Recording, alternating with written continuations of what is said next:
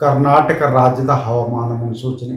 ನಾನು ಸಿ.ಎಸ್. ಪಾಟೀಲ್, ವಿಜ್ಞಾನಿ, ಹವಾಮಾನ ಕೇಂದ್ರ, ಬೆಂಗಳೂರು.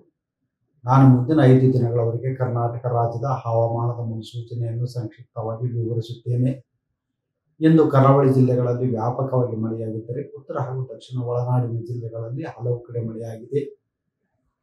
ಪ್ರಮುಖವಾಗಿ ತಾಳಿಕೋಟೆ, ವಿಜಯಪುರ ಜಿಲ್ಲೆಯಲ್ಲಿ 10 ಸೆಂಟಿಮೀಟರ್, ಬೆಂಗಳೂರಿನಲ್ಲಿ 7 ಸೆಂಟಿಮೀಟರ್, ಕುಂದಾಪುರ, ಉಡುಪಿ ಜಿಲ್ಲೆಯಲ್ಲಿ 4 ಸೆಂಟಿಮೀಟರ್ ಮಳೆಯಾಗಿದೆ.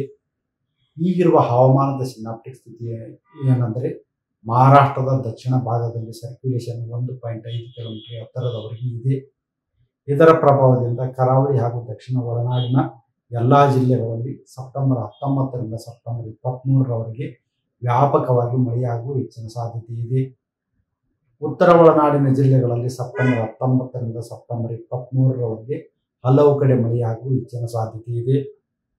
ವಿಜಯಪುರ, ಬಾಗಲಕೋಟೆ, ಬೀದರ್, ಕಲಬುರಗಿ, ಯಾದಗಿರಿ, ಚಿತ್ರದುರ್ಗ, ತುಮಕೂರು, ಚಿಕ್ಕಬಳ್ಳಾಪುರ, ಕೋಲಾರ, ರಾಮನಗರ, ಬೆಂಗಳೂರು, ಮಂಡ್ಯ ಹಾಗೂ ಹಾಸನ ಜಿಲ್ಲೆಗಳ ಕೆಲವು ಕಡೆ ಭಾರೀ ಮಳೆಯಾಗುವ ಸಾಧ್ಯತೆ ಇದ್ದು, ಸೆಪ್ಟೆಂಬರ್ 19 ಹಾಗೂ 20ರಂದು ಯೆಲ್ಲೋ ಅಲರ್ಟ್ ಅನ್ನು ಘೋಷಿಸಲಾಗಿದೆ.